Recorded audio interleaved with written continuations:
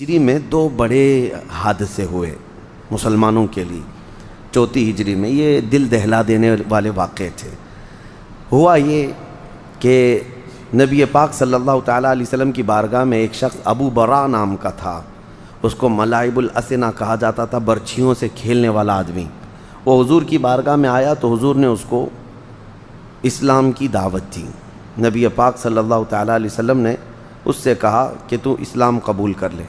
اس نے کہا نہیں، آپ اپنے کچھ صحابہ کو ہمارے علاقے بھیج دیجئے، اگر ان کی دعوت پر سارے قبائل اسلام قبول کر لیں تو اچھا ہو جائے گا۔ حضور صلی اللہ تعالیٰ علیہ وسلم نے اس وقت حضرت حرام بن ملحان ایک صحابی ہیں، ان کی معیت میں 70 قاری قرآن تھے جو بہترین، ان کو بھیجا تو یہ لوگ نکل کر گئے۔ ابو برا سے حضور نے فرمایا تھا کہ مجھے تمہارے نجد کا تھا، وہ آج جس کو ریاض کہتے ہیں نا، ریاض کا علاقہ، یہ پورا علاقہ نجد کہلاتا ہے، وہاں سے حضور نے فرمایا وہاں کے لوگوں پر مجھے اعتماد نہیں ہے، وہ نقصان پہنچانے والے ہیں۔ تو ابو برا نے کہا تھا میں آپ کے صحابہ کی جان مال کا حفاظت کا ضامن ہوں۔ حضور نے بھیج دیا۔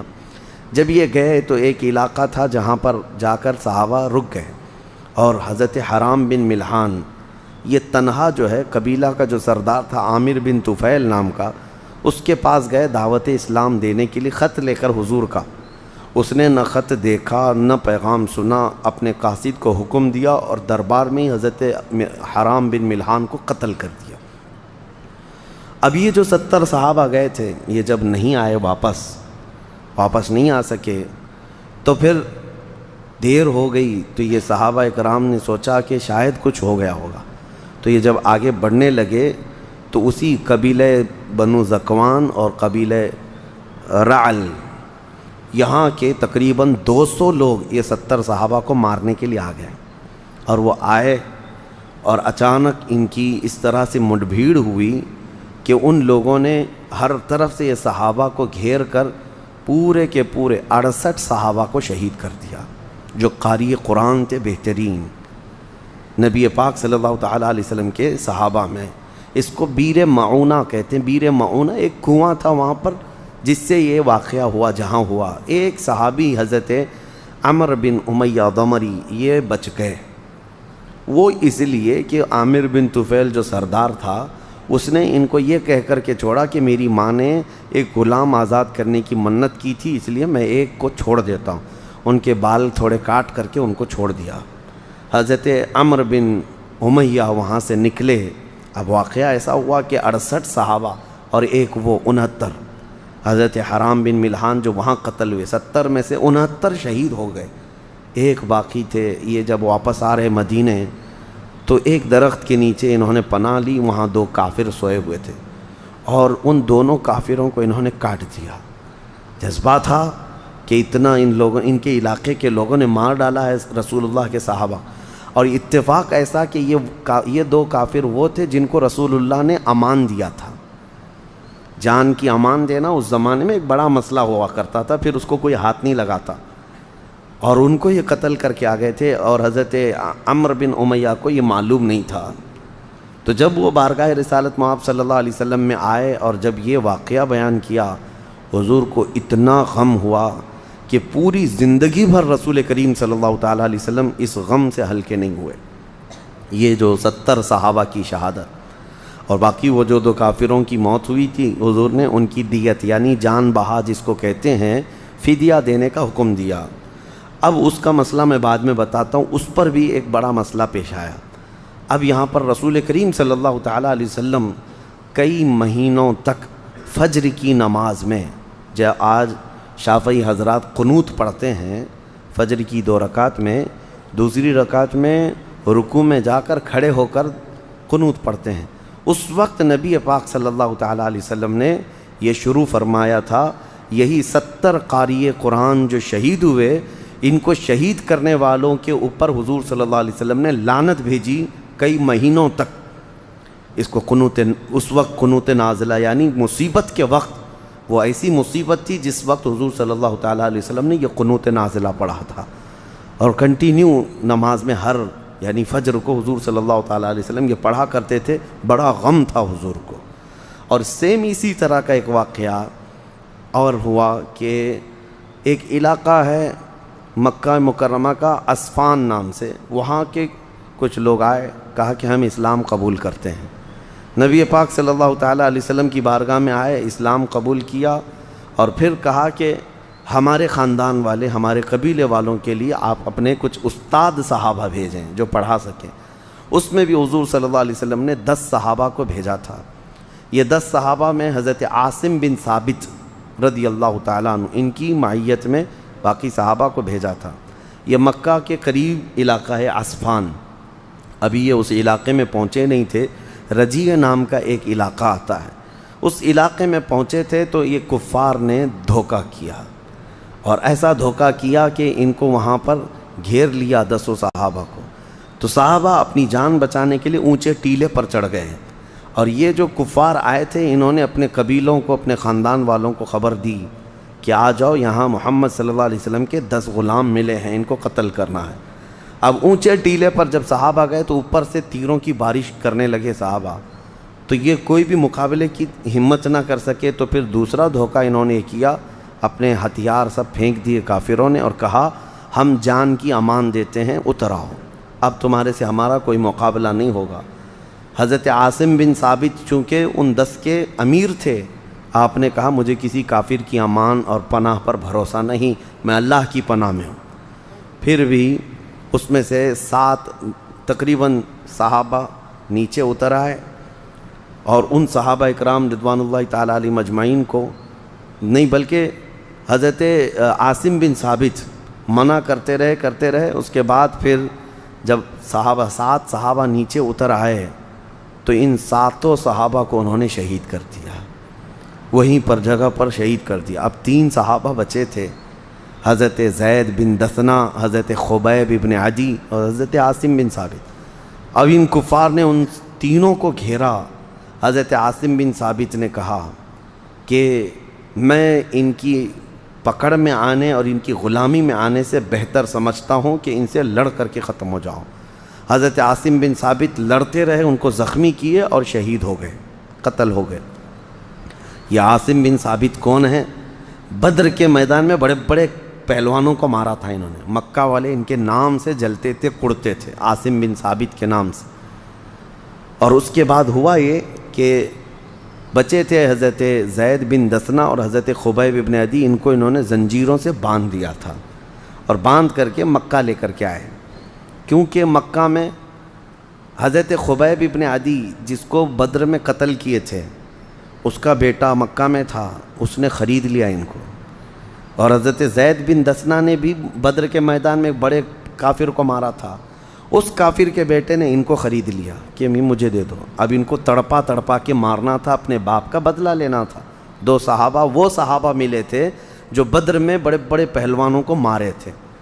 اب یہاں پر 2 لوگ قید میں آئے، ایک حضرت عاصم بن ثابت شہید ہو گئے۔ حضرت عاصم بن ثابت کا جب شہرہ پھیلا مکہ میں کہ عاصم بن ثابت قتل ہو گئے، پورے مکہ میں خوشیوں کی لہر دوڑ گئی، اور مکہ والے اپنے اپنے قاصد بھیجے کہ جاؤ عاصم بن ثابت کے جسم کا کوئی حصہ کاٹ کر کے لاؤ، تاکہ مکہ میں دکھا کر نمائش ہو جائے کہ جس نے ہمارے بڑے بڑوں کو مارا تھا وہ اب مر گیا، ختم ہو گیا۔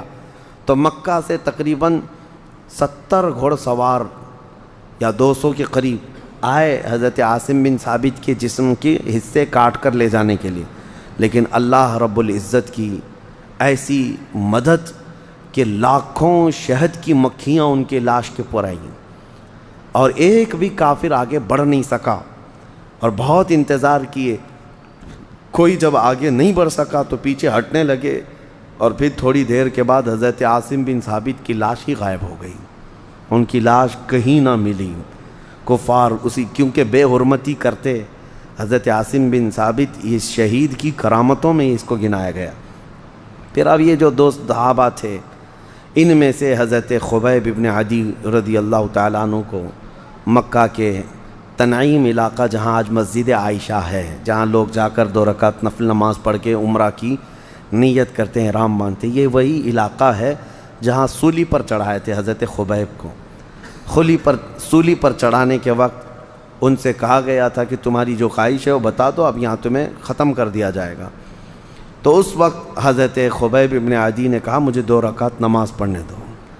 2 رکعت نماز جلدی جلدی میں پڑھ لیا، اور اس کے بعد پھر آئے بند گئے تو کہنے لگے آج کی یہ میری آخری نماز تھی، چاہتا تو میں لمبے سجدے کرتا، اپنے رب کے حضور ایک طویل نماز پڑھتا، لیکن میں اسی لیے جلدی کیا کہ یہ ظالم کفار یہ نہ سمجھیں کہ موت کے ڈر سے نماز لمبی کیا ہے، مجھے موت سے ڈر نہیں. اور انہوں نے ایک مشہور شعر اس وقت سولی پر چڑھ کر کہا تھا، کہا کہ موت تو آنی ہی ہے، کسی بھی طرح سے آنی ہے، لیکن میں فخر اس بات پر کر رہا ہوں کہ اسلام پر میں مارا جا رہا ہوں.